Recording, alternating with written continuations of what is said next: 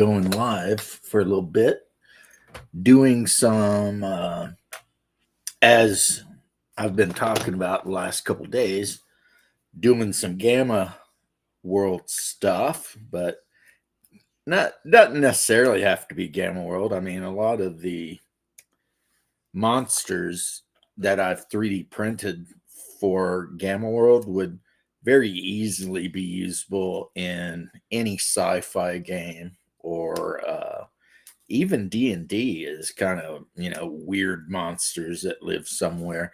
Like these skeeters. Here's a skeeter, and it's basically a gigantic um, mosquito that walks around through brush and high grass, and it waits for people to go to sleep, and then it sneaks up and drinks their blood, right? Um, and I don't know. I might have to double check. It might even have a mutant ability that causes people to go to sleep. And if it does, then that would be even worse, right? A gigantic mosquito just kind of creeping about, causing you to fall asleep late at night. You're trying to set guard, and this thing uses a mental ability to make you fall asleep, and then comes up and starts sucking all the blood out of you. That would be no bueno for sure. But then again, this thing right here, this is a Dungeons and Dragons monster. This is a cave fisher, right? But can you imagine something like this living way up in like a ruined skyscraper somewhere? And let's say it has a mental mutant power that will make its targets, fall asleep. At which point it will throw its adhesive rope down, pull them up into its lair, and eat them. That seems terrifying to me. Like, absolutely, that would be. Shut up, Bear. That would be a terrifying experience, right? And that is an AD&D monster. So this come from the Conan game, and a Death Rattler. So something like this, let me get it in camera, could easily be lurking in forest, ruins, whatever, just waiting, just waiting to eat whatever passes by. And then, of course, I've got down here my various mutant animals. Here's a mutant porcupine, a quiller, and I've got a bunch of batters, a dabber. I printed out a mutant otter for my brother, and a bunch of other just random mutants, which I did a video showing how I was modding a lot of them up, like because they were the same thing. So like this mutant, I printed like 3 of them up, but on this one, you can see I bent a traffic sign and put a yield sign on, upside down even, I think. And then, gave him a pouch and a different hand and a different head. So again, even though the body's the same, it's going to have it's going to look different. And then here, this is actually kind of cool, I think. It's just a Dark Age Irishman that my wife bought me with stop sign for a shield. So, just a guy that found a shield on an armor tree, as some people call it. And I think a really good kit for this actually would be maybe the Warlord Games, or if you got 3D print STL, any sort of the forest Indians, like Cherokee, Mohawk, whatever, like their bodies, weapons, etc. But then, like, if you want to, you could mix different heads on them. Since, I mean, this game does take place in the future. Or you could use the native heads. You know what I mean? but having the Gamma World character being a guy in basically buckskins and moccasins running around with a war club, right? That would be a pretty good starting Gamma World character. You know, that would kind of capture the whole, you're a brand new guy that has reached, you know, the age of whatever. Because a lot of Gamma World game sets and whatever, they have like a first adventure, which is like a rite of passage adventure where you have to travel and talk to the magic trash heap or something like that. And if you wanted to use miniatures, which you don't got to for Gamma World, I think that, yeah, the Forest Indian miniatures just done up with like some customization, like again, stop signs and stuff like that. That would be a great base for your Gamma World character, though. For real. Uh oh. Here I am trying to glue figures onto the wrong size base. These guys go on a 32. So, got this one guy with a crowbar over here. And I happen to know for a fact that one of the people that plays in my game has a kind of a fetish for crowbars. So, since he chose to play a mutant human, hopefully he doesn't get any serious physical mutations, you know, like extra arms. But then again, if he does, it wouldn't be hard for me to put extra arms on that miniature. I can already tell that that's going to be the miniature he's probably going to want to represent his character, just because it's a human with long hair, wearing some boots, and he's got a crowbar. And yeah, my homie loves his crowbar. He used to, I think it was a version of D&D, but I forget which one. And he had a halfling that literally his whole deal was using a crowbar as a weapon. And he had all, it must have been like a later edition, because I remember he had feats. He had 2 hobbit feats. No, he had actual weapon feats that involved improvised weapons or whatever to make him even deadlier with his crowbar. And he would always send me a text like the night before game night and be like, can I has crowbar justice or some shit, you know? And it'd always be like a picture of a halfling with a crowbar. And that was just kind of his gig, you know? He just really, for some reason, really, really loved the fact that he was playing a halfling with a crowbar and that he was running around beating people with it. So now we've got a mutant human over here who has a crowbar, and we'll see if he wants to run around some city beating weird creatures to death with it. Plus, having a crowbar would be pretty useful just because it would be like, you know, breaking into rubble and ruins and stuff like that, right? Oh, there's chat. Somebody's saying something. I'm sitting over here just totally not paying attention. Bear, how you doing, homie? Need a Mothman monster. I have them. Good morning to you too, Coochie. Rock and roll. Hoochie coo. War Games Atlantic has all sorts of stuff that would be, yeah, I agree. 100%. I love War Games Atlantic and Warlord.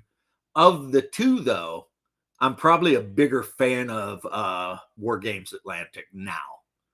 I used to be a huge fan of Warlord back when I, you know, was more interested in like World War II and stuff like that, wargaming. But after I kind of got bored of it, and I did. I was just like, I'm bored of this shit.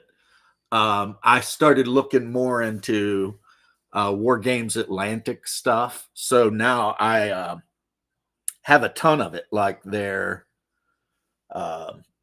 they just have a lot of great lines. And the other thing about War Games Atlantic is if you're a member of their tribe online, which I am, they send you free STLs, some of which go with plastic kits, but they're like mod parts. So they sell a fantasy kit full of like lizard men, right? But they also have the option for Space Nom and they got AKs or whatever, right?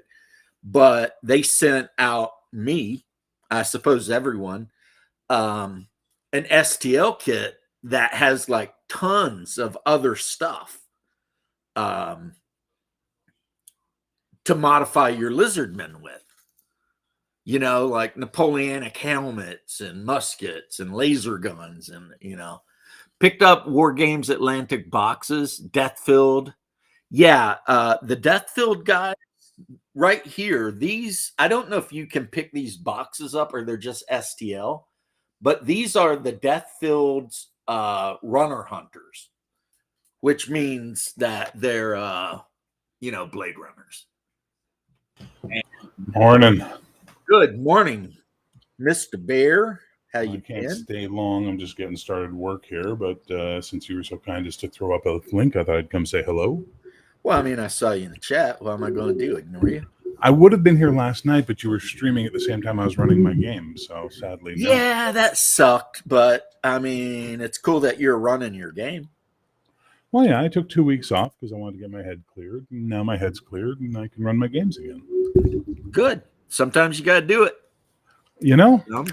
So not to get into politics or anything like that, I just found out about this shooting in Minnesota of the Democrat and her husband, and the thing that pisses me off the most about it is that they shot her dog. I didn't even know about that. That is terrible. Some fucking asshole went into these Democrats. He attacked 2 different ones and killed 2, but he shot her dog, man, and killed her dog. Well, bro, you're not hearing a lot of that news down here in America because the shooter was a Democrat. This guy, I don't know what he was. Yeah, he was a Democrat for sure, this guy, but it doesn't matter. I don't give a fuck about the politics of it. It's just, and he was mad because the people he wanted to kill had all voted to like make it where illegals could not get free medical. Are you sure about that? Yeah, he had a whole write up. Did he? Because I'm just reading about it now, and I don't see anything about a write up. So I'll have to take your word for it. Yeah, look into it. And he also, in his car, they found a list of like 40 politicians. Yeah. There was a bunch of targets. Yeah. That I saw. So anyway, I don't give a fuck what his politics were. I don't give a fuck who he disagreed with on either side of the aisle. He was yeah. But ultimately, I don't give a fuck about him killing politicians because, frankly, the political class needs this. Because not to be rude or anything, you guys have never had your terror, and as a result, your politicians think they're untouchable, just like the French did before heads started getting chopped off. Right. So there's that little problem. But I am a little upset that you mentioned he off the dog though, because and the picture of the dog, he's a big golden retriever. He's a good boy. And they don't know for 100% fact, but they think his wife could have been involved. Really? The guy's wife was involved? Could have been. Oh, fuck. But this yeah, dude, that's not the only political violence that happened like in the last 4 days. Some guys who were supposedly the security for the No Kings March in Utah freaked out and pulled a pistol out and shot an Antifa guy that was holding a rifle who wasn't actually doing anything. So the dude with the rifle, the Antifa guy, all in black bloc, took off running. Yeah. They grazed him and killed an innocent person that was just there. Yep. So they arrested the Antifa guy and charged him with murder. Not the guy who killed the not the guy that shot the pistol. Oh, for fuck's sake. And it's also weird because it's like, if you're having a peaceful march, why do you have to have armed peacekeepers at your march? That seems a little bit weird. It's like, But they have it in their mind that if they don't have their armed peacekeepers, then the KKK is just going to jump out from behind a garbage can and harass them. Are they even still a thing, the KKK? No, I don't think there's been any actual KKK guys since like maybe the 80s. Yeah, seriously. But I think by the time the 90s came around, everybody was pretty much fucking like, those assholes, you know? Yeah, it's like used to in the 80s or 90s, they would get a permit and then like 12 of them would march up and down the street somewhere and everybody would just laugh and be like, whatever, idiots. And that'd be the end of it, right? And it'd just be like, okay, there's some of them out there. And they were generally all 12 of them related. So it was like, whatever, you know. No one cared. But the problem with your average leftist in America is they've been so propagandized to believe that there's just white supremacists hiding behind every tree stump that they literally are at the point of paranoia now. But conversely, your average right-wing extremist has been conditionalized to believe, you know, babies are being eaten at, abortion clinics and Jews are conspiring to destroy the world. So both sides have their crazy. You got to accept that, right? Well, I mean, I know you're playing devil's advocate, but right now in the United States, the anti-Jew people are the left. There's still some on the right, man. I'm not saying there isn't, but I'm saying all of these idiots throwing on keffiyehs and running around shouting "Free Palestine" and from the river to the sea and shit like that, they're Democrats. No, I get that. I'm not saying that's not the case. I'm just saying, it's like, acceptable in their party to behave that way. If somebody claiming to be a Republican talks some shit like that, they'd be gone. No, I hear what you're saying. Disavowed. I'm not disagreeing with you, James. I'm just saying we have to remember just because one side is crazy doesn't mean the other side is. Oh yeah. But I mean, sometimes I think that you don't want to sometimes you don't want to be in the middle too much. Yeah, because that's sometimes things are just away. And but that's called a crisis point, right? That's when you have a crisis point. You have to pick a side during a crisis point. Right. That's what I'm saying. So we're not there yet. We're not at the crisis point yet. But currently in the United States, the people demanding the death of all the Jews are the left. Yeah, no, they're fucking insane. And they're doing it like right out loud on TV. Oh yeah, they're doing it here in Montreal too, man. We've had pro-Palestine protests. The Ironcaster says he thinks at best there might be a couple hundred Klan members somewhere. I know they used to have a lot of them in Michigan. Michigan was like the promised land for those guys. Which is a weird thing because there's an awful lot of black people in Michigan. And not only that, but it's like it was founded in New Orleans. And everybody always think, well, even me, I'm guilty of this. When I think Klansman, I think like redneck from the South, which I can say because I am a redneck from the South. But for some reason, their Grand Master and all that shit, those dudes lived in Michigan and Pennsylvania. Well, I mean, I never forget that KKK was started by the Southern Democrats, not by Southern Republicans, right? Well, yeah, the Republicans were the ones that were fighting so that black people could vote, and then the KKK was running around lynching people. Your country is a strange and wondrous place full of beauty, miracles, and horror. You know what I'm saying? And I think mostly the third thing. These days, yeah, it feels that way anyway. I think every day. You know, we have a tendency to think we're living in the worst time, but you know what? We're probably not going to get murder raped by a bunch of Vikings. No, that's fair. Though I know some guys who would be like, putting on a dress and running real slow on that day, just saying. Or on the other hand, me and you, because we have a lot of Northern European blood, we're probably not going to go out and do any murder raiding and stuff. Die of an infected wound in the middle of a field somewhere, we got pretty good right now. We just the problem is you and I would have been the guys protecting the gates right, for the village. So we would have just died, just cut to pieces at that first battle. We might have taken a couple of them with us that we'd see in Valhalla, but ultimately we would have died. I used to work with this bouncer, this guy. He's a good kid, Phoenix Sigurdsson.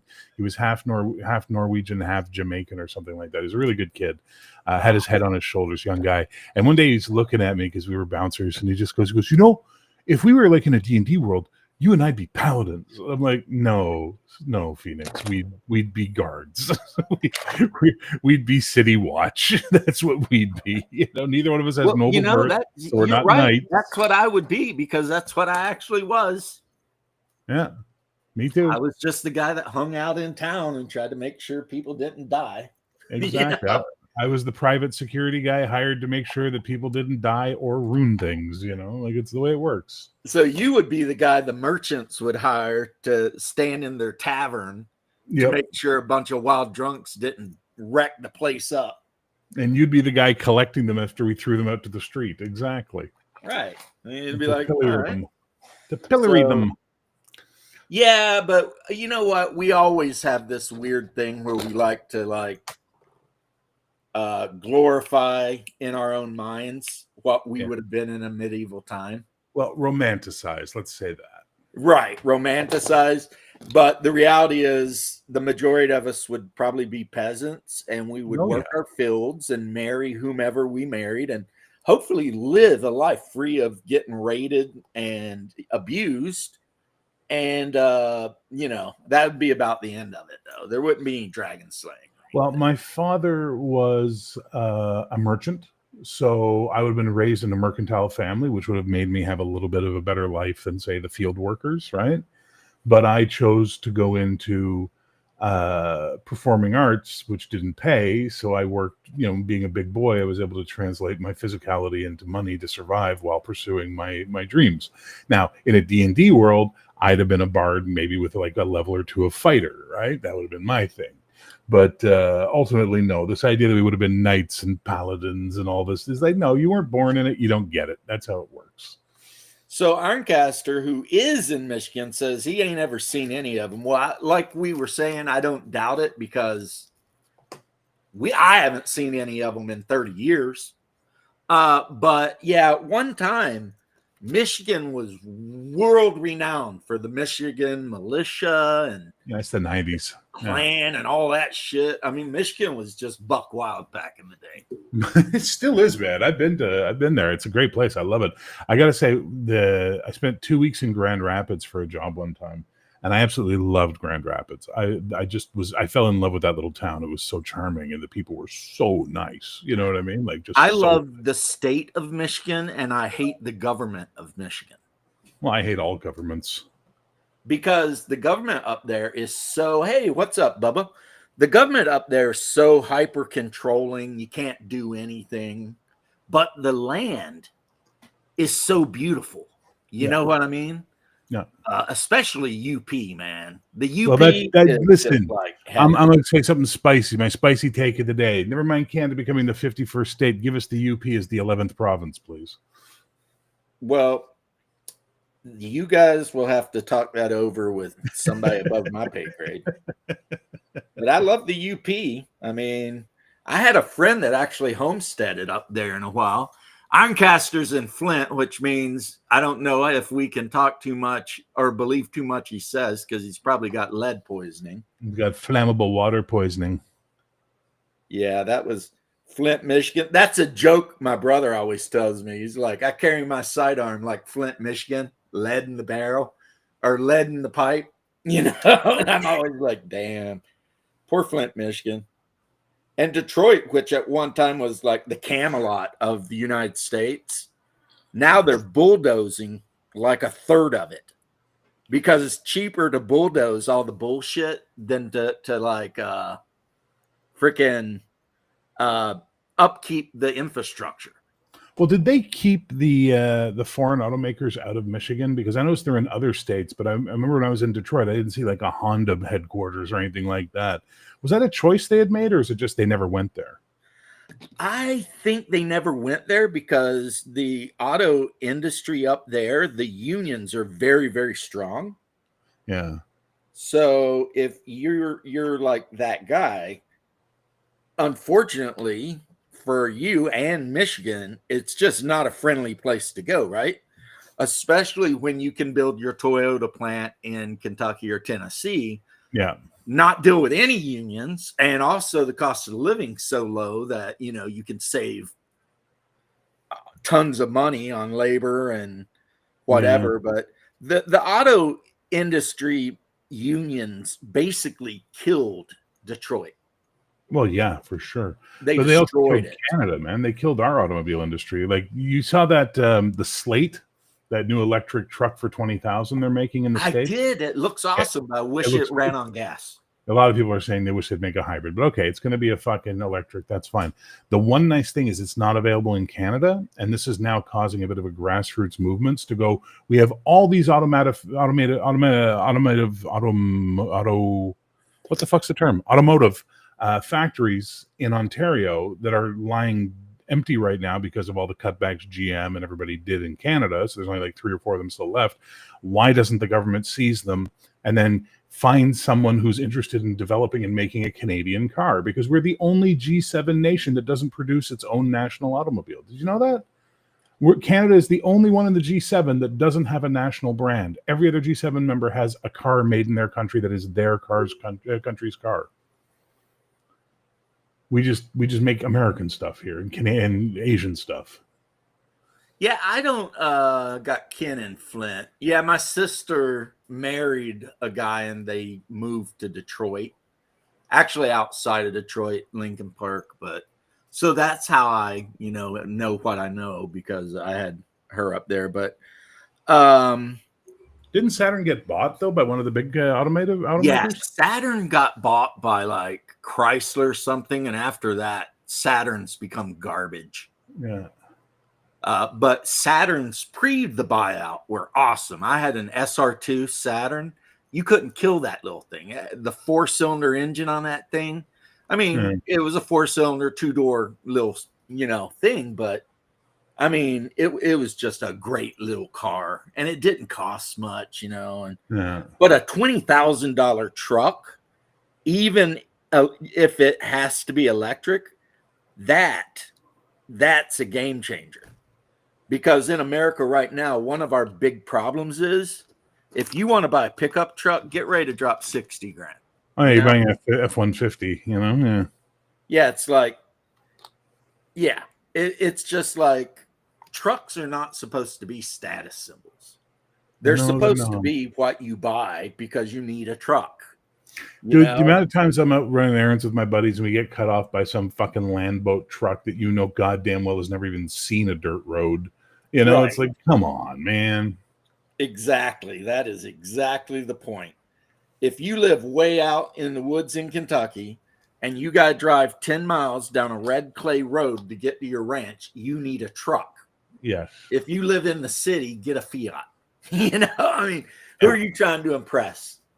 I guess some girls, but growing up, I mean, people had like old Chevys and Dodges and stuff, and it was just like whatever. And then I don't know when exactly in the United States people decided, you know what, let's start charging $100,000 for a truck. Well, I've seen a couple of videos explaining why you can't have small trucks because of some stupid pork or chicken deal with Germany. It's like the weirdest fucking Byzantine regulations, but that's getting broken by the Slate, so that's good. Right. And then maybe you'll get that Honda, which is beautiful, that little Honda truck that's everywhere else in the world but North America. There's a Toyota truck too. It's called like I don't know what it's called, but it's the white one you see all over the Middle East. It's like everywhere you go. Yeah, there's that one. Everyone's got one of these trucks, and apparently you can get them brand new pretty much everywhere in the world for like $12,000. Exactly. But for some reason, there's some deal where the Japanese are not allowed to. Again, it's something to do with, I think it's chicken and Germany. Like there's a video, one of those guys that does those like explain things videos explained it. And it was like the most stupid fucking thing possible. It was like, really? This is why we can't have these fucking things is because of some stupid chicken trade agreement with Germany? What the fuck, Well, I can only agree with you. I know when I bought my Fiat 500, it cost me 12 grand. I paid it off, no problem. I loved that little car. But I lived in a city, you know what I mean? Yeah. So why would I, I'd love to have a truck, but like you said, even the low-end trucks are like a house payment, It's like, yep. Yeah, we saw an import boom of like those little K trucks here locally, and people were screaming for them. Those little delivery Japanese trucks, like the little Asian trucks. Oh, they're all about $2 to $3 grand used. Trucks, they're going to make a killing if they can actually put these trucks out for freaking 20 grand a pop. They will make a killing. Yeah, they're able to put those out for $9 grand overseas, and then they get here, they got to meet regulation standards. The barrier to entry for a car company in the U.S., for a new car company, or for these larger companies to make them small, the throwaway cheapest cars they could make were 16 grand 5 years ago, and that was like Sparks and Aspires. Which is why you can legally drive old Volkswagens in the United States, but even though they're still being produced in Mexico, you cannot import them. Yeah. Because Mexico's making the 1974 Super Beetle. They have factories down there cranking the Super Beetles out. But you can't import them because they don't meet all these weird American rules. Right, which I think those are going to start getting repealed. I think they're going to claw it back because you see this weird thing where you have all this hyper regulation on what you can do for a car, and then it becomes unenforceable, and then you have like those 5K trucks you see in the third world that aren't fit to be on the road, right? Well, I mean, but it's weird that Canada doesn't have a car. I mean, India has like cars. I think they're more eco-nutty than we are. What is the barrier to entry for an auto manufacturer in Canada? I bet it's pretty multi-layered. Yeah, I don't know. But I do know, India has a couple of different car companies. I was making coffee, or I am making coffee. To answer your question on that, it comes down to investment capital. It's basically no one invests in manufacturing in Canada anymore. We've become a service industry for the world and a resource extraction point. And even then, we're not willing to even extract most of our resources now because of the World Economic Forum running our fucking government up here for the last 10 years. Yeah. So the idea of having a Canadian car manufacturer requires someone putting up, $1 billion, $1.5 billion in capital to basically get it started and off the ground. And no one wants to take that risk on Canada because Canada is hostile to business through tariffs, taxes, permitting, zoning, you name it. You say multi-layered, dude, it's a fucking, it's a French pastry. It's got so many goddamn layers in it. It's insane. Yeah, I'd say it'd be one of the Western provinces that makes that breakout move. Well, we'll see what happens. They are making all kinds of leave us alone moves here lately. So yeah, they do. But at the same time, you got to remember the Western province thing. Americans are buying into it. Alberta's going to leave Canada any minute now. And it's 30% at best right now in the polls. I'm just saying, if someone's going to make their own car, it'd be that section of the country. It won't be. But they can't because it's going to come down to that's the same reason they can't make LNG factories, right? Because all of that stuff is federally mandated on some level, and you got so many fucking loopholes to jump through in permitting. Dude, try building a house in Canada. Depending when you say LNG, are you talking about liquid gas? Liquid natural gas, yeah. We have the most of it in the world. Make that? That's crazy. They just won't use it. We won't use it. Our government won't let us use it. Yeah, I think you're going to see your Western provinces. I think they're forming some kind of confederation to get more of that shit. We'll see what happens. Well, I watched the clip on the other day. It was pretty interesting. Some Canuck. I figured what it was. Well, have you guys ever heard about the Laurentian Club? Have you managed to learn about that in any of your research on this Canadian bullshit that's going on right now? No, the Laurentian Club was started by the first Trudeau in the 70s, and it's basically an alignment of the oligarchs of Quebec and Ontario, the Laurentians, right? The Laurentian Mountains that join us together, and they basically are the ones who've been punishing the West ever since. And I think we're going to see before we'll see any independence movements is we're going to see what you were just talking about, the idea of these Western provinces getting together and creating their own Laurentian club with political power. Yeah. It's going to use its economic force to start changing things. I still say Canada's a dead nation, though. Yeah, the video I was watching was talking about how they're prevented from using their natural resources. So it's going to start with Alberta and Saskatchewan, and then how places like Manitoba are so connected to those that they got to go. It's like, if we don't ally with these guys, our economy collapses. So we have to help them. So it'd be like those three as the core making changes. And they're even saying like it was like the Western province, which is kind of, they're the ones that were up like you said, 28%, 30%, which was an 8% jump in a year, that's a big swing in a year for a place that's usually not hyper political. Listen, Alberta powers the country for the most part.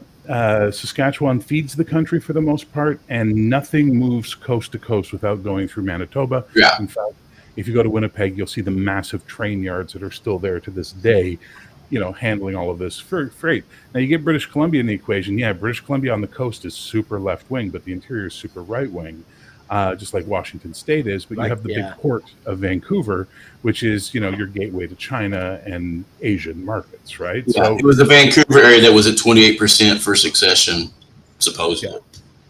Yeah. The Lower Mainland's getting tired, that's for sure, which is what they call the strip. So basically, when you get to Vancouver, like when Toronto's housing prices go up, it makes no fucking sense because they can go north forever and keep building developments. But Vancouver is on what they call the Lower Mainland. You have mountains to the north, mountains to the east, America to the south, and the ocean to the west, right? So it's this 100-mile wide strip, basically, of land you can develop on. Eventually, you run out of space. That's just the way it is. So the housing market makes sense out there that it's so fucking expensive. But they're doing things to offset that. Like they just approved the idea of what they call lane housing, which is basically the space between two houses. They can build a second-floor bridge that's like an apartment between the two. Yeah, New York does that. Or did that at one time. Yeah, so that there's changes happening in the West that aren't happening in the East. We'll just see if they can get their shit together. But they're probably patterned on what the Japanese do in Tokyo and not what the New Yorkers did back in for sure. In the Victorian age. Because it's more European. It's more appealing to say we're like this Asian country, not like these crazy New Yorkers. Wow, I had no idea Canada was so interesting. Actually, every place is interesting if you give it a second look. We all give in to our prejudices, and I think it's hilarious. I think it's funny because when you get anything, they don't teach you about Canada in school, really. They don't teach you guys about anything other than America, really. Really, yeah. And even then, not much of that. And even then, they're trying to change it where they start teaching history only after 1950 something. Yeah. Post World War II. Yes, I remember I had a buddy of mine was a history professor, and he asked me this question, and it was funny because I didn't know at the time. He goes, "Why was Columbus famous?" I said, "What do you mean?" He goes, "Well, what's the myth of Columbus?" "Well, that he proved the world wasn't flat." And he goes, "That's complete horseshit, and you need to know that." Because everybody knew the world was round, except for like a couple of weird Spanish that didn't know what the fuck was going on. It was the ancient Greeks knew. He said, but when America was creating the concept of manifest destiny, America needed to be discovered and settled by a heroic act. Therefore, Columbus had to be going against those crazy people who thought the world was flat and prove them wrong. You go, so you get the whole mythology gets written into this one day, and it's just insane. It's insane. Like the myths you are taught as children. We love our heroic whatevers. Sure. Down here. Yeah, but you are right. I forget which Greek it was that nailed a stake in Alexandria and then another one in like somewhere in Greece and like measured them at the noon of the day, and then from those measurements estimated the actual circumference of the earth. And he was very close. Well, the pyramids do it, but that's not here and there. Look, we have talk about heroic myth, right? In Quebec, there's an area of Montreal called DDO, Dollard des Ormeaux, and it's named for this guy named Dollard des Ormeaux.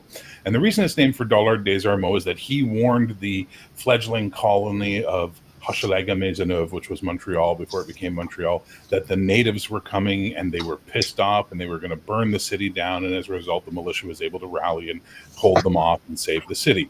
What's left out of the history documents that you don't learn until you get to college level Canadian history is that he was the one who pissed off the natives by going out with his boys and stealing beavers from the native traps.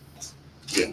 So this asshole went out, pissed them all off, and then warned everybody they were coming and got to be a hero, right? So history's a fucking crazy place, and we got to remember that at all times. Crano, I don't recall using the Canadian spanking. I don't even recall using that term in my life, but I'll believe you because it sounds like something I'd do. We used to teach this fantasy version of the Civil War. And then when you got to collegiate level, you learned the true history of the Civil War. And then that kind of even eroded. That eroded after they lumped history in with like social sciences. Yeah. And they started writing papers for each other. Instead of writing, the best papers for history were written for the masses to combine a culture. And then in the 1970s, history was written for other academics, and that was it. That's when you get cocksuckers like Zim and them just destroying and lying about history. Well, and this is to prevent the electorate from being informed, right? This is the whole point. Everything we see in the manipulation of media, knowledge, and education is to keep ignorant, poor people ignorant and poor, so they keep voting for idiots who don't have their best. It's the way they've scammed the generalist democracy, right? Because the generalist democracy is far more terrifying to the political class than the landowning democracy or the military-serving democracy. Those people don't scare them as much as, Gus sitting there drinking his Gatorade and eating his pork rinds dipped in mayo. That guy scares the shit out of them, So the more ignorant they can keep him, the happier they're going to be, because they fear it. They know in the back of their heads, whether they realize it or not, on like a fucking subconscious level, they realize America is primed for a French Revolution level event. And they know that their heads are the ones that are going to be hitting the fucking Robespierre's invention. That doesn't happen, but I do too, but history has proven to us it will happen. That's the coastal. That's your fringe left view. That if the fringe left gets their way, it will be an eat the rich moment. But they forget that the reactionary movement in America is actually stronger because it appeals to more people. So you're more apt to get a fascist state than you are anything else when everything hits the fucking fan. Yeah, but fascist states lead to rebellions. Yeah, I saw reactionary fascist states are the only authoritarian form of government that ceds power back to the people, as in Spain and Chile. Well, I mean, I saw this thing, I think Jordan Peterson wrote about, where there's basically 3 possible futures, and it's like one is Christian nationalist. That's the speed bump before pure fascism, in my opinion. Whatever, and then one is fascism, and the other one is atheistic communism, and it just depends which way certain things go. But I mean, I don't know. Communism is the least. Crano. Yeah, Crano's just making fun. He's having a good time. God bless you. I don't eat flapjacks, and I hate Celine Dion, and also we call them pancakes in Canada, not flapjacks. Mm. I've heard of, I mean, I used to call pancakes at a time. Sorry, what? A couple of good pancakes and some good syrup and maybe some bacon on the side. I mean, that, baby. Okay, James, if you ever, I know you're diabetic, and I don't care because I am too. If you ever get a chance to come visit my province in the spring, let me know if you're coming, and I'll take you to something we call cabane à sucre, or the sugar shack, or in English it used to be called sugaring off. It's basically done in the spring when the maple trees are flowing and they're gathering the syrup, and you go to this maple tree plantation out in the countryside, and they feed you eggs and bacon and pancakes and maple everything you can fucking imagine, and you take horse rides through the plantation and sleighs. It's fucking amazing. It's like the most fun you can have in early spring in Quebec. See, that sounds interesting because it involves my favorite meal, which is breakfast. Oh, yeah. And a lot of cool stuff. So, yeah, I would like that. I mean, I have been, but I was only in, I think, Winchester or whatever. Yeah. Like right across the bridge. And the main reason was because in Canada, you could drink at 18 and go into nudie bars at 18. Yeah, depending on the province, yeah. So, you drive from Detroit across the way, and and back then you didn't need like a passport or anything. Like the Mountie just look in your car and be like, "You okay?" And be like, "Yes, sir. We're just coming up to get beer and stuff." Okay, behave yourselves, be safe, and let me boom. tell you how. Listen, you're going to come up for a Sugar Shack, and you're going to get to see something that we do, right? This Cabana Sucre, right? The Sugar Shack. They take a trough of fresh, clean snow. Mm-hmm. They then pour maple syrup into the snow, and then you take this like wooden spoon and scoop that up on the spoon and eat it. It is fucking insanely good. Like it's insane. I hope somebody up there's got like some insulin ready. Oh yeah. Like. And he wanted to make sure you knew, Bear, that the dancing was sketchy, but not bad. Well, it was the log driver's waltz. And he had a mouthful of cake, so only Canadians will get the log driver's waltz reference. Yeah, I the only thing I know about that would be the lumberjack that works all day and sometimes wears women's clothing. Oh, that's Monty Python. Yeah, I remember the lumberjack song. Is that just Quebec now? Sorry? Isn't that just Quebec now?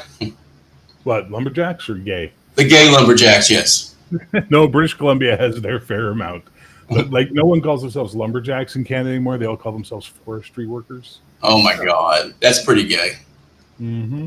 I'll tell you what, down here in America, and I've seen it on TV, we have like this lumberjack competition.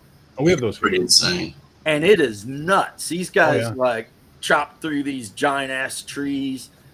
They have to wear chainmail socks because the axes they use are so sharp. If they skip up, they're just cutting toes right off. Do they still have in the ones down there the two guys on the log with the sticks fighting each other and knocking the guy off the log, and they got the cleats on their fucking and they're trying boots? to roll the log. They're trying to roll the log, but they got the stick to try and knock the other guy off. That's the coolest shit I ever saw in my life. That's an American Northwest thing still. I've not seen it anywhere else. Maybe Maine, but the competitions I see are like in Oregon. Yeah. Well, Maine is practically Canada, the way they act. I mean, Maine really is its own thing, man. Like it's not even Canadian. Let's be honest. Even we look at Maine and go, up there doing their own thing. My favorite thing in Maine is this up. That term they use up. Portsmouth, Maine was such a cesspool when I was up there. And the coast was still nice. All the small villages and towns along the Atlantic coast, those were pleasant. But you're saying Bangor isn't nice? We didn't go to Bangor, actually. We fell a little short of that. But we did everywhere else. We spent a couple years in New Hampshire, and me and the wife, every 2-3 days we had off, we would go just driving the coastal highways and stuff. Well, not in New Hampshire. It's landlocked, baby. I know, but we drove up to Maine. We toured all over. Yeah, it's not a big drive. I know it's not. It's not big at all. Man. Well, so that's all the military forts and stuff. Any place the Confederacy raided in Maine, I thought was fascinating. So I had to see the lay of the land. So when I go to a battlefield, I have to see the lay of the land, and then I just get lost in my head thinking about it. So, what's up, historical doppelganger? Yeah, that's the thing with America, though, is if you look at like New England, the states are relatively tiny, and then like the further west you go, the bigger and the more square the states get. Yeah, that's because they drew them out later. Yeah, it's like natural boundary. Like even Kentucky, the northern borders, the Ohio River, and all this. But you get to Wyoming, and it's just like, let's just draw a square. Boom, Wyoming. Yeah. It's like, when I was like 9 or 10, my father, one of my sisters, and I spent the summer driving around New England. So we made it all the way down to like Portsmouth and stuff like that, and it was amazing. Like it's late 70s, right? But it was still absolutely amazing. So that was my impression of America for the longest time, was that New England, that's America. It's awesome. I think it's great. And then I grew up. Yeah, other parts of America, but okay. Yankees being your view of America. The one part of America that I absolutely do not like, and I've been there a couple of times, is Birmingham, Alabama. You didn't like Birmingham? Birmingham? Everyone in Birmingham is like the rudest people ever. Yeah, I had that weird feeling in New Orleans, but it was like 50-50. When I knocked doors, everybody was a complete asshole, but everybody I met outside was like your best buddy. It was so weird. In Birmingham, they went hide the second they went home. Actually, in that whole damn state, there's such a weird, like, racial undercurrent all the time. Alabama? Oh, yeah. I liked it. I liked the South. Food was amazing when I was down there. So it was just weird, you know. Whereas when I go home, everyone you meet, they don't. It's not that they want you to stop, because they don't want you to stop, but they wave. Yeah. They smile. I mean, when you go into a store to buy yourself a Big Red or something, you know, people are cool. But Birmingham, it was like everyone there was just a dick. And it really threw me off, because believe it or not, for Orlando, Florida being the way it is, most people down here are actually very congenial. Yeah. You know, you run into somebody in Orlando, you say, "Hey, how you doing?" And they'll be like, "Hey, what's up? How you doing?" You know, people are friendly, whether they're tourists or not. And of course, like someplace that was shitty. It's because they all fled someplace shittier.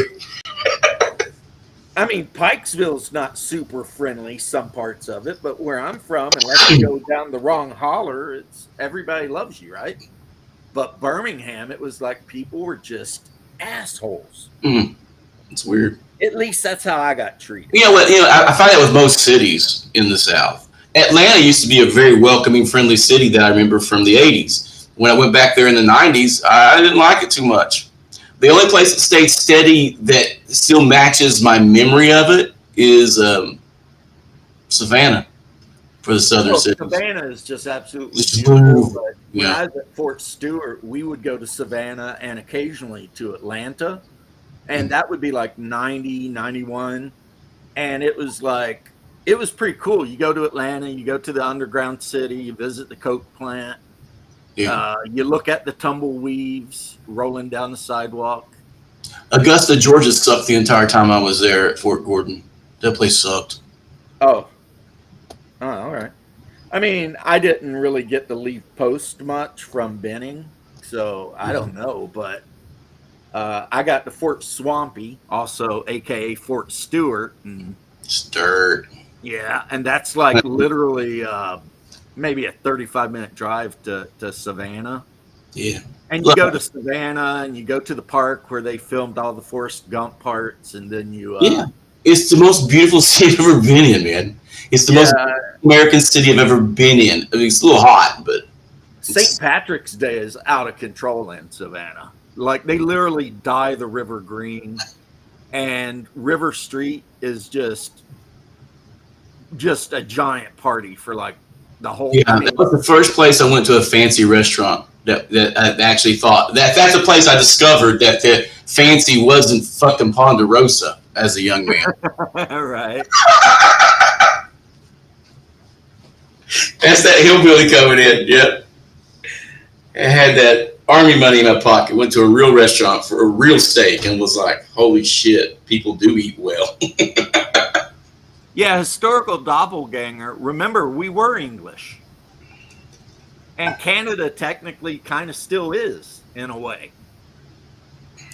But then we fought a war. But just because we fought a war and somehow managed to win, it didn't stop us from keeping all of the English names we'd already named shit. And Kranos is right. Georgia is nuts. Rome, Sparta, Smyrna, Athens, Augusta. I think there might be a Baghdad somewhere in Rome. I mean, it's really like, they're just like, we're just going to name every town in this whole state after some ancient city somewhere. Dude, no one names towns like Kentucky. I'm just putting it out there. Nowhere Kentucky and Stinky Bottom. Well, I mean, the big town near me, London, Kentucky. Yeah. Like, well, you don't name the funny names we give towns down here, but bro. We also have a Somerset, which I think there's a Somerset in England somewhere. And what else do we got? Well, I mean, McKee, that's nowhere but there. But yeah, a lot of towns. Oh, we've got Mount Vernon. Yeah. Hazard, I can't think of any of the cities in Hazard County, really. I don't think any really classifies Yeah, I as think a there damn aren't city. any. I think, Even downtown Hazard's not really yeah, big. It's really smaller. small. It's a pimple. I think Salyersville is actually bigger than Hazard. Yeah, it definitely But is. we've got Salyersville's way bigger than Kentucky. that's the second largest city in Kentucky. Yeah, we got Like, Lexington, and I know England's got Lexington, and I think somewhere up north they got Lexington. yeah, we have a Lexington, ton of that in Virginia. Canada too, man. We've got a ton of places that have same names, but then we also have places like Dildo, Newfoundland, and they're split off north. They're split off suburb North Dildo, or Vulcan, Alberta, which has a fucking statue of the USS Enterprise at its entrance to town. You know, See, that's awesome. But I remember when you told me about the people getting so mad that their town was named Dildo. And no, it wasn't that their town. They wanted to be their own town, and we all assumed it was because they didn't want to be called dildos anymore. But no, they won their referendum. They created the northern municipality of the town, and they renamed it North Dildo. So we're like, well, apparently North they were all Dildo. dildos. Yeah. Front And then dildo. wherever the Called trailer Come by park Chance. boys come from. Do you hear that one, James? There's a What'd town he in say? Newfoundland called Come by Chance. Well, poor I think we've got guys. like Pennsylvania or somewhere has a town called Orgasm. Well, that's just And in Wrong. Pennsylvania, I think they also got Intercourse. yeah. I've heard of that one. So, what's the name of the football team in Orgasm? The Fighting Clitorises? What? Like, what the fuck is the high school? No, because we all know those don't exist. Oh, Wah, the wah, fighting wah. man in the canoe. Someone on Reddit was actually making a slim ruled RPG about regional lycanthropy and Southeast US where all wear possums. Hey, That's fucking funny. that's I would play that. Oh, there's Big Bone, Kentucky. I forgot about. Well, near us, we Blue have Hole, Clay. Knob Hill, which they renamed from its original name, which was not flat Son. at all. Canada would be were grizzlies and were moose and were wolverines. Like, you would not want to fuck with Canadian lycanthropes. I'm just saying. Yeah, if we're just going by the average animal hanging around, I mean, the Canadians would have some crazy shit. Can you imagine how bad our were geese would be? The fucking the cobra duck, the chicken cobras. You know? I made a goose hydra one of my games one time. It was, I think someone had trauma with one because they just like, I run. I was like, what? I just can't. Yeah, apparently they can be When you're super hustle for your guys. from what I understand, Bubba. I mean, Bear would have to tell us, but apparently those What? Canadian geese can be quite the menace. They'll break your fucking arm. They're like swans in England, Like, and we have swans here too. But fuck, we call them Hilarious. cobra chickens. They are the meanest. They are the meanest fucking bird you will ever meet in your life. And for the longest time, they were protected under Canadian law because they were an endangered species at one point. Well, not anymore. Now they're fucking everywhere, and people hate them. They're no longer that, oh, look at that iconic Canadian animal. It's like, fuck, those things are here? Fuck, keep your kids out of the park until they leave. Like, gee. I'm running Stonehill again, so Gonzo Creatures, Cobra Chicken just made the damn list. I know that Chicken. there is something beautiful about seeing a YouTube video of tourists who visit Orlando, and we have swans down here, and they let their kids run up because they don't know what a swan is Fuck, like. Swan will give you a And the concussion. swan comes out of that freaking thing and starts ripping ass, and Oh, they're yeah. just like, "Who knew?" But I mean, that's a learning lesson because the kids Question, shouldn't get guys. near the water anyway. I got a question, guys. Which is funnier, goose snip and attack or a buffalo Oh my flip? god! I think the buffalo goose flip. flip is funnier because you would never expect it. You know what I mean? Like, they think it's just a fucking bird, whereas with a buffalo, come on, man! Like, look at the size of that god. Dude, the Asians have no clue about it. It's always an Asian dude visiting Yellowstone where an Asian chick doing a selfie next to a buffalo and they go, They don't wee! understand that the American bison is basically blind. And because they're an herbivore and they're blind, their initial response to everything is to just kill it. You know what I mean? They don't want to take the, chances. That like if they see movement, they're like, stomp it. You know. Did you guys see the video of how they reintroduced wolves to Yellowstone and how much they've changed the ecosystem for the better, having them back in there to control? Yeah, they wiped out all the wolves and it effed everything up. And then they said, no, screw this, and started airdropping wolves back in, and it fixed everything. Fixed everything. Like the deer aren't eroding the water beds anymore and shit like that because they're keeping their numbers in check. The bison aren't just fucking doing what they want anymore because, you know, a fucking pack of wolves will take down the small bison. You know, well, it'll run it until it literally gets so exhausted it just lays down and waits to die. Yeah, pretty much. They'll just wear its ass up. But I think I've heard some scientist type people say that they didn't know that wolves were a keystone species. They certainly are. And it turns out they are. All apex predators. For a while, they didn't know sea otters were keystone species. And they were wiping out sea otters, and everywhere they wiped out sea otters, the anemone just exploded and killed everything and turned like the whole coastline into a desert. Yeah.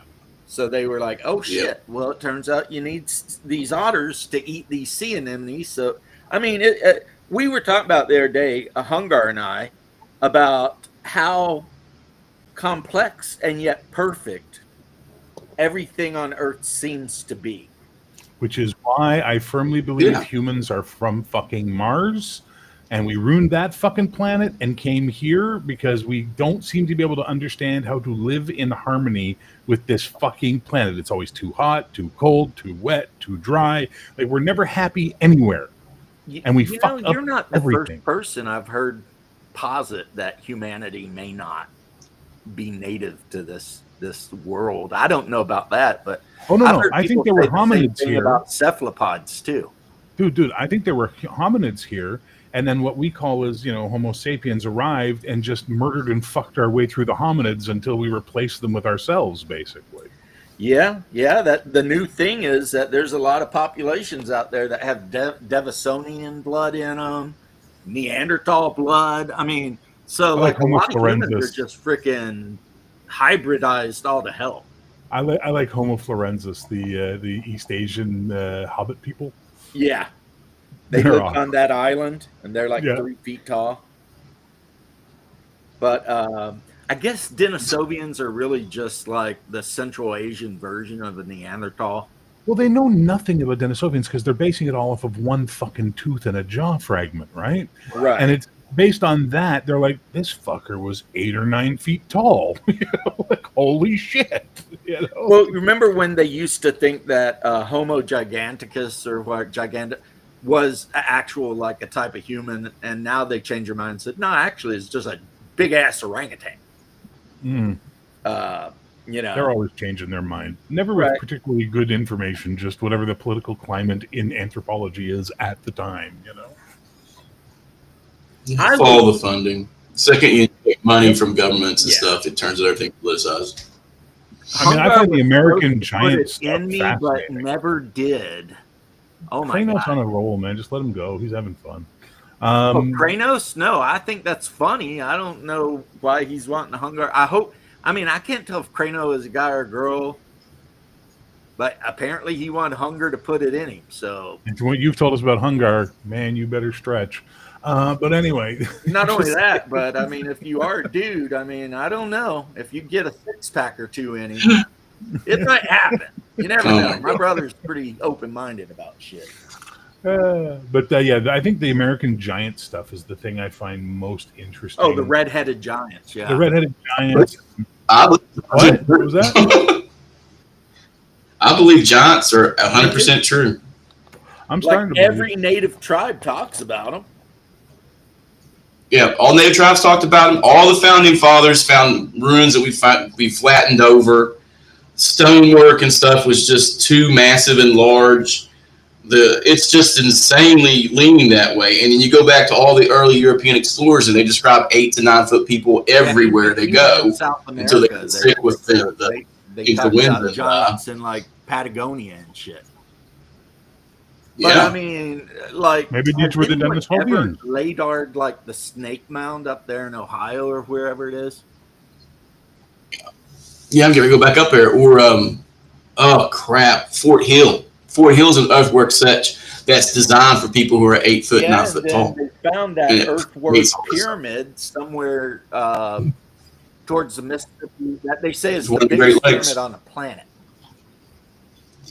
It's in Michigan in the lake. There's one in Minnesota and there's one in the Great Lakes. There was at one point a civilization called the Mississippi something civilization, and it was big.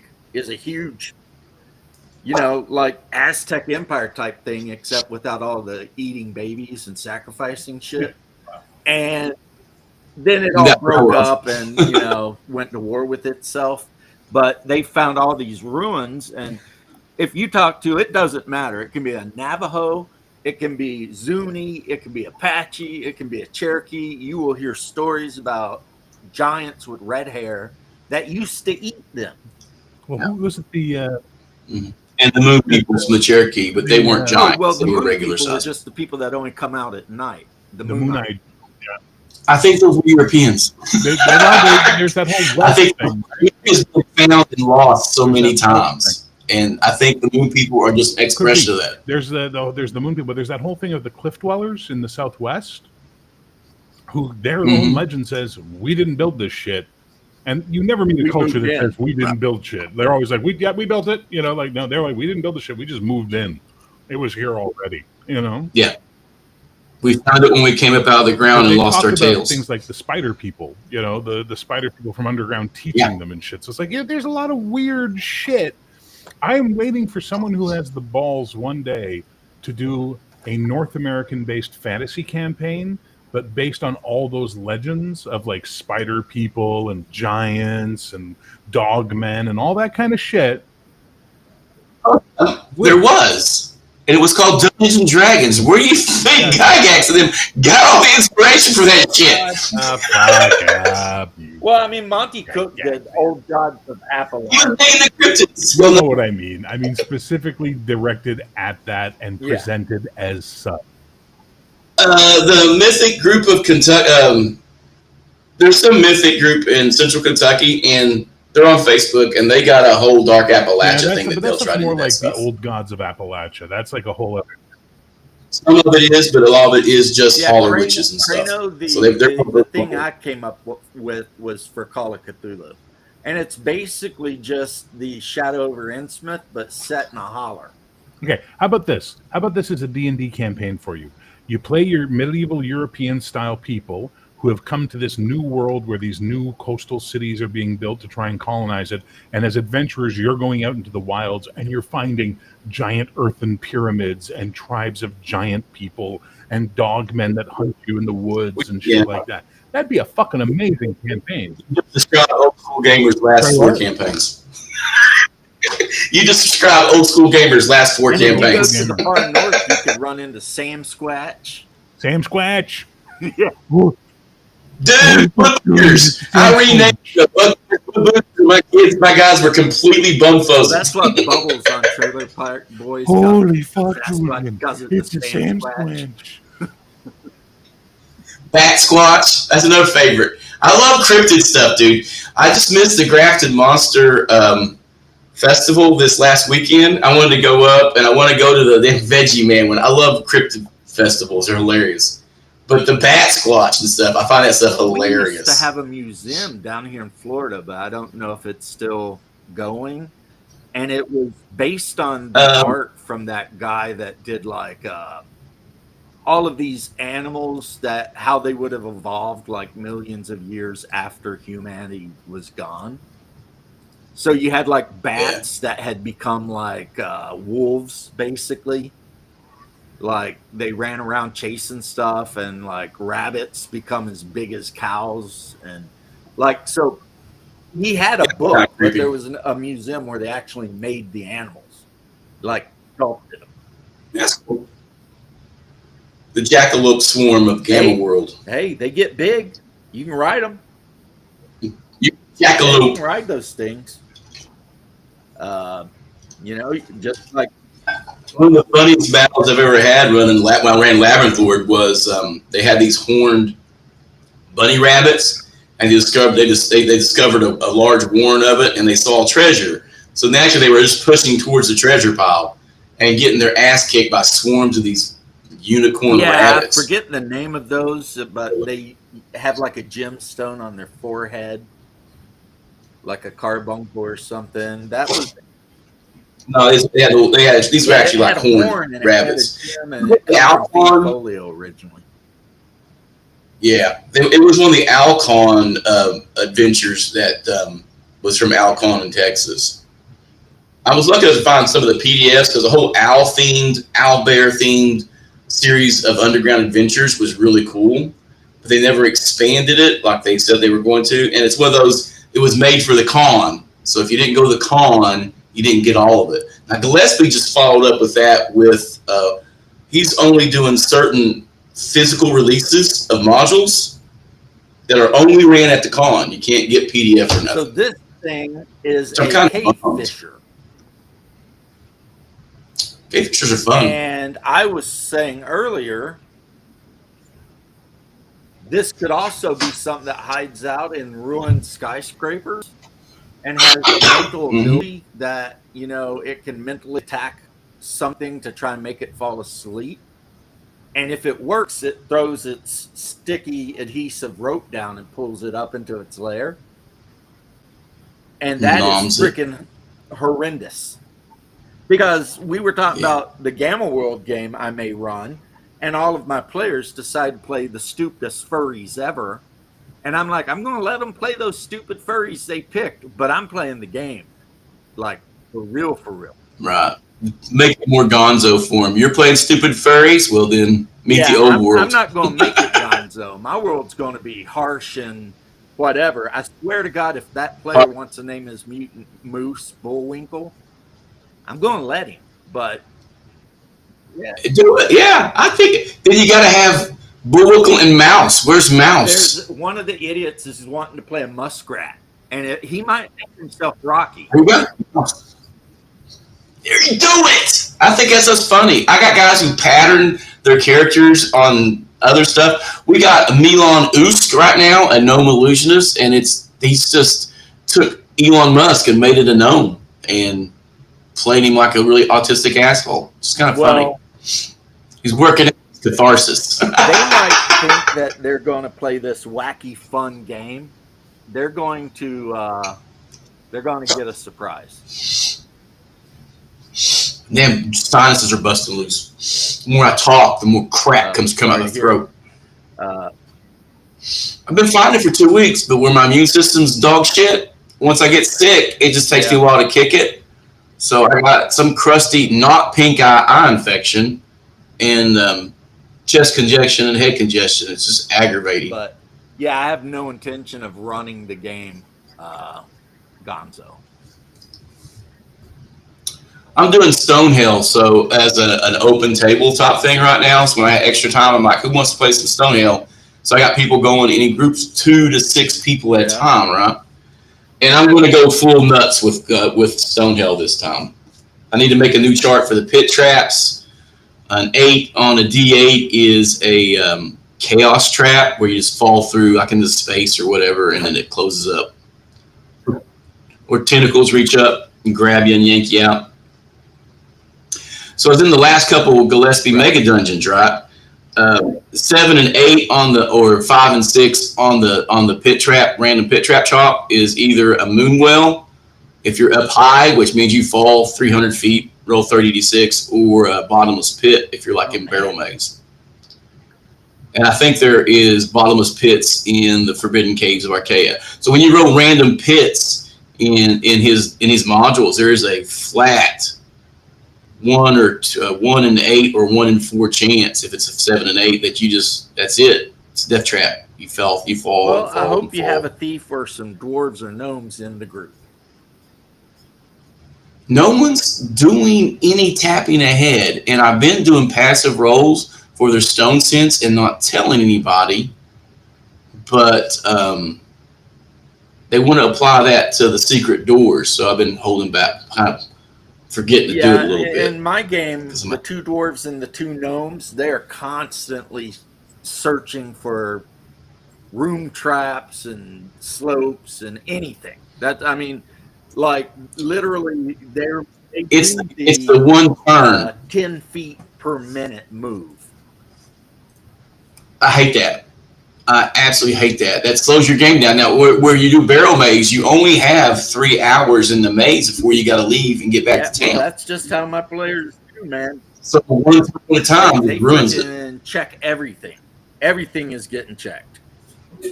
Nothing is not being fiddled with. And then the one character that's the elf acrobat, he's got that automatic 1 in 6 to spot a secret door, even when he's not searching for it. So I got the barrel maze group. They read every tablet they run across, and I got my Highfell group. They got 6 runic tablets that they throw in the corner and refuse to look at. Well, that sounds like Call of Cthulhu players. Yeah, right. Yeah, it's not all bad though. That's what kills me. They roll bad a lot, but it's lore, and there's some good on there. I think there's a level and a prime requisite boost, and there's no limit to it. But that's a 1 in 20 chance. And there's also Satyr be feeble-minded, which happened to the Elven magic user thief last week. So they turned him into a porter. So they got their magic user thief elf got turned into a mental invalid. So rather than just abandoning him, they're dragging him along and making him carry stuff, and they're making him open chests or walk across rooms that are sketchy. Out of the goodness of their hearts. I mean that's kind of mean, but at least they're not abandoning their friend. Yeah, they're taking care of him, but he's got to walk across a sketchy room. No. Throw the potato on the other side. He's hungry. Yeah. My wife bought me a book about adventures in a D&D dungeon that frickin' like the mage had summon animal. And every time they thought a room was sketchy, he'd summon like a cow into the room. Like from the doorway, yeah. He'd summon a cow into the room. Yeah. And then like so many times during the book, the cow would appear and instantly just get mincemeated by, some crazy traps and shit. Some crazy trap. Yeah, it's the way to do it. Depends on your alignment. You got to be a little on the chaotic side or the neutral leaning side that your paladin might be throwing a fit once you keep sending people off to their death. Yeah, what's crazy is I read that and I'm like, I've been playing this game since I was a little kid and I never thought about that. We used to do that all the time with like reading Fig down the hallway or casting fear on orcish prisoners to make them run down hallways. Yeah, I think I must just be a nice person. Because I'm like, I'm not summoning an animal and then letting it get chewed up by a pit. I'd rather go in and try and find it myself and die. Yeah, within a certain level in D&D, I adventured a lot by myself, but I always had skeletons to open doors and orcs to be like my body shield. So you're like that meme. Now, I played an evil wizard for a long time. It was fun. After you get to Archmage level, you don't need a party anymore. You got your golems and you got your orcish or hobgoblin minions to go do all the grunt work. And charm, whatever you find in the dungeon, just charm the shit out of it. The best stuff to charm monster with is trolls, because it's a minion that you just got to make sure it gets fed a lot, and it's really hard to kill. So it falls down the pit and it gets poisoned. You just got to wait around a few turns. I was just thinking the whole, you have my sword, and you have my axe, and you have your brother. Wait. Yeah. The guy's like, who's going to help me avenge my brother? A limited amount of porters and door openers called former adventurers and former opponents. Yeah. I don't know, Bubba. I don't know about that. I'd be like, If you play a lawful evil mage, I'll run rampant in your game. It'd be fun. Well, no one in my game plays evil, except for the damn gnome that's chaotic neutral, and that might as well be evil. We've been playing a lot of chaotic neutral lately. I'm playing a chaotic neutral wizard right now because over half the party was chaotic neutral. Bunch of barbarians. We don't do good no more. I'm like, all right, I'll play a chaotic neutral wizard. I'll get goofy. Lord. I hate it so bad. And then when we played Vampire, the one thing I said to the storyteller, who's another brother of mine, was, whatever you do, don't let people play Malkavians. So 3 people in the freaking coterie. And I'm just sitting here like, I want to kill these guys so bad. Yeah. Brouhaha. Yeah, that's the only way to go. I don't care. Bruja, I get it. Brouhaha. Yeah, I'm making it laugh. You're making the some bubble. I always tell people, you know, in the first edition book, it had a pronunciation guide, and it's Bruja. Yeah. I know. I just ignore it.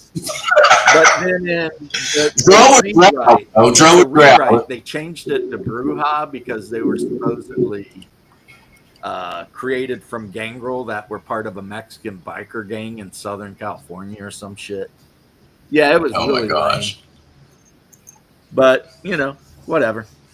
I think I'm going to go make myself some breakfast or something. Ooh. Yeah.